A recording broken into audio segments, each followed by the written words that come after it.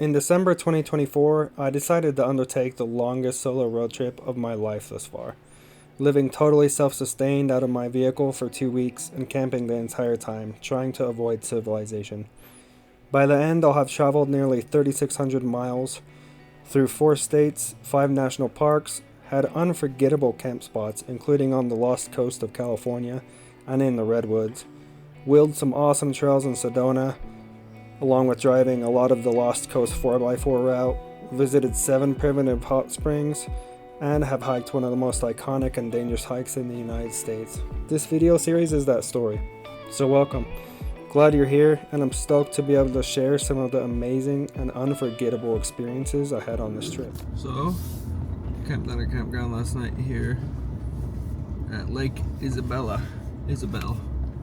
It's a nice little spot, this BLM campground. My heater stopped working in the middle of the night. It started giving an error code, which I was quite upset about. I was kind of worried that I would be stuck for the rest of the trip with no heat. Between the sleeping bag and blanket and stuff up there, I would be okay. I would stay warm. It would just be the annoying thing of getting dressed and stuff, being cold as hell outside of your sleeping bag. But it turns out that the insulation on the exhaust just had slipped upwards far enough where it blocked the exhaust off. I cut some of that off this morning and turned it on high, let it clean itself out, and it ran fine. So the heat is still in business, thankfully. I was actually planning on getting a real early start, waking up at like 6:45, 7 this morning, and my heater kind of threw that plan off because it was cold. I think it got down to 30 last night. I did not want to get out of my sleeping bag. So now here we are, just leaving this site basically at 9:15. Which is kind of obnoxious because daylight is a precious commodity this time of year. By the time we get to Sequoia, it'll be almost noon. But what can you do about it now?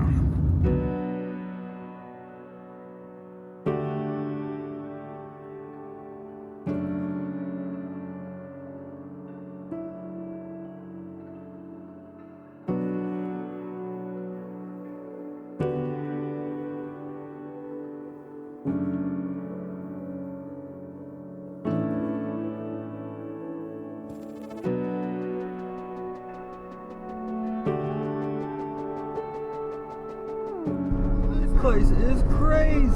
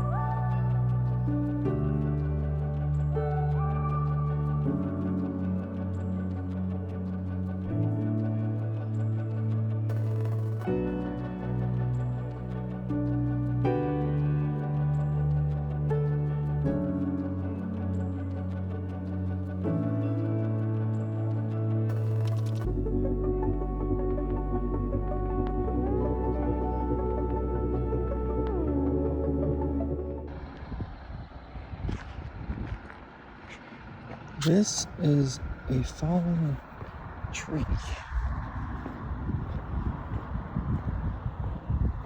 This is insane.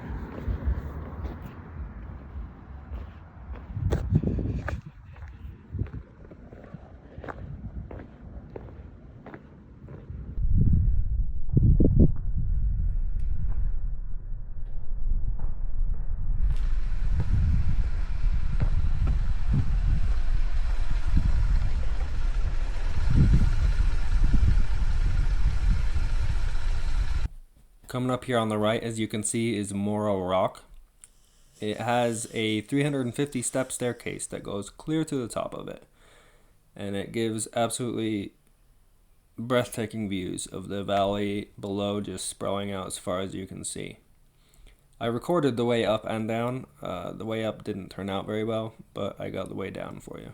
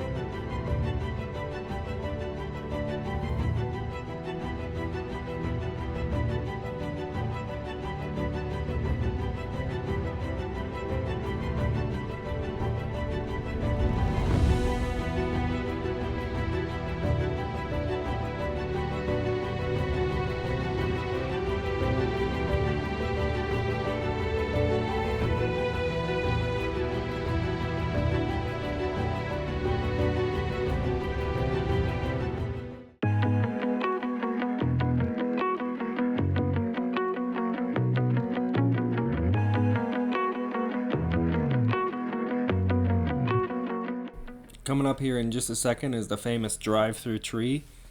Unfortunately, in the Jeep, I am just entirely too tall to drive through it, but it was still pretty cool to see.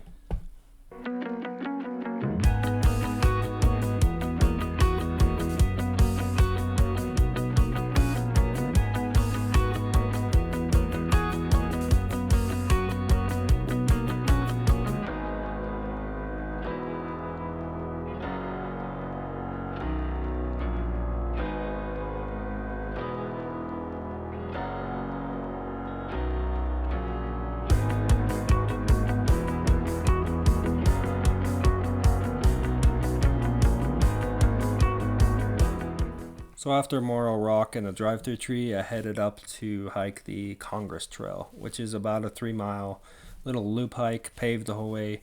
Just takes you through the biggest trees the park has to offer, including the General Sherman tree, which by volume is the largest known living single-stem tree on Earth. It's 274.9 feet high, has a circumference of 102 feet, 36.5 foot diameter, and an estimated mass of 2,105 tons. Outside of the trees.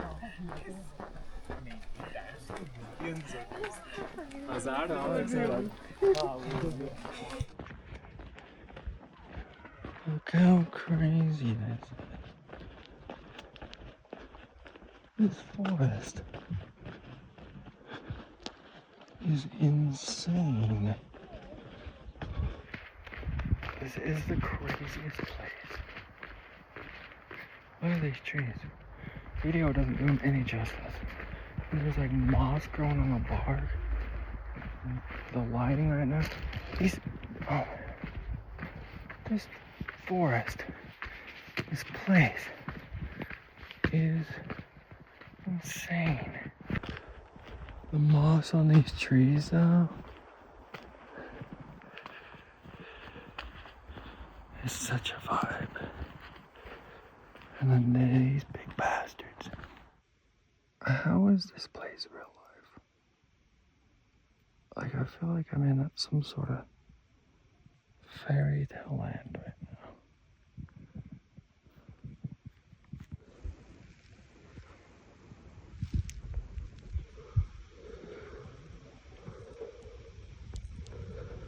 now. This place is like unbelievable. These trees are unbelievable.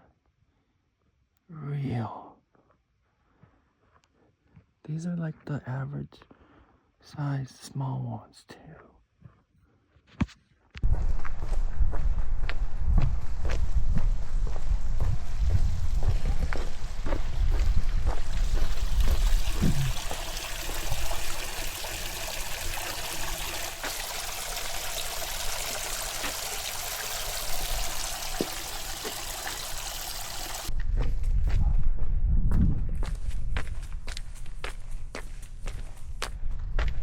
I am 5'9", but I did not stoop at all.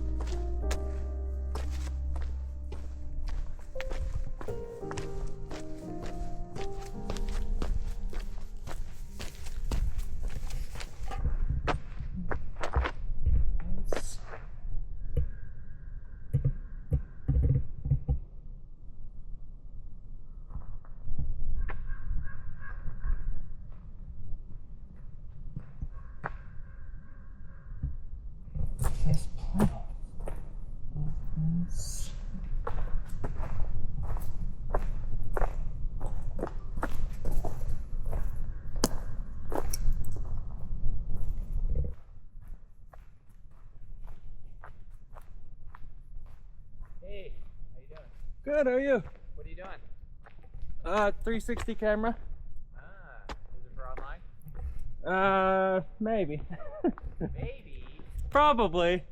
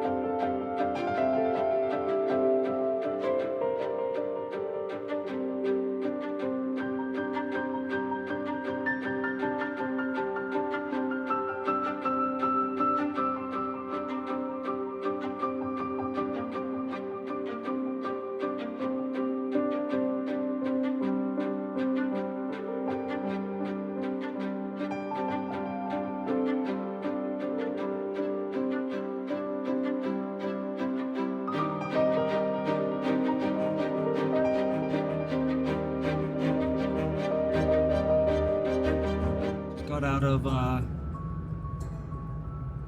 the Congress Trail, General Sherman Tree. This place is something else. It's magical. That's the only way to describe it. This place is crazy. Everything about it. These trees, just like the general vibe of the forest. There's the moss growing on the giant trees. It feels like you're in a fairy tale, walking along the General Sherman and Congress Trail. It's out of this world. 10 out of 10 would recommend.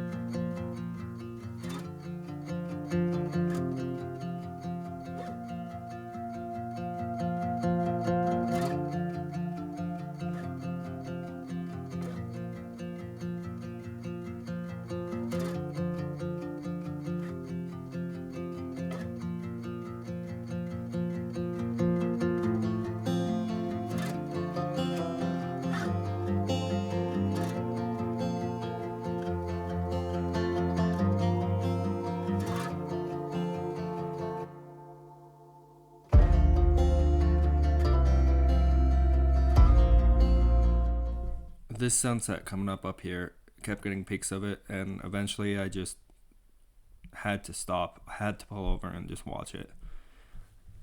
There were a few people that had the exact same idea, but it was amazing.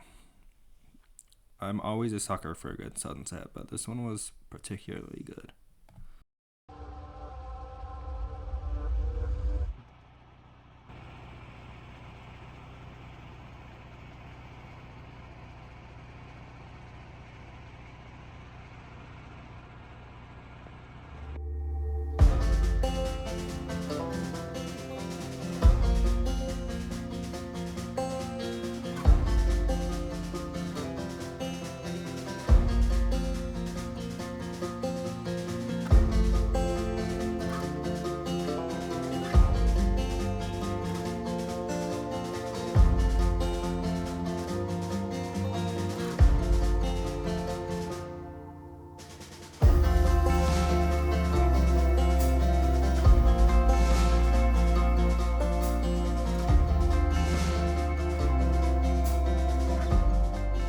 I ended up driving down to Fresno and then back up all the way to Yosemite Valley this night. It was about 3.5, 4 hours if I remember right, but I really just wanted to knock that out. So I just had the entire day, however long I wanted and needed, the next day to explore Yosemite instead of wasting some of it on travel time. I ended up driving clear to Yosemite. Obviously, I probably missed some scenic stuff in the darkness here, but sacrifices must be made. I did see a bear and two cubs just scamper across the road right in front of me shortly after entering Yosemite, which was pretty cool. I ended up staying at the Upper Pines Campground, which is right in the middle of the valley of Yosemite. So the next morning, I was able to just wake up, already be there, and ready to explore to my heart's content.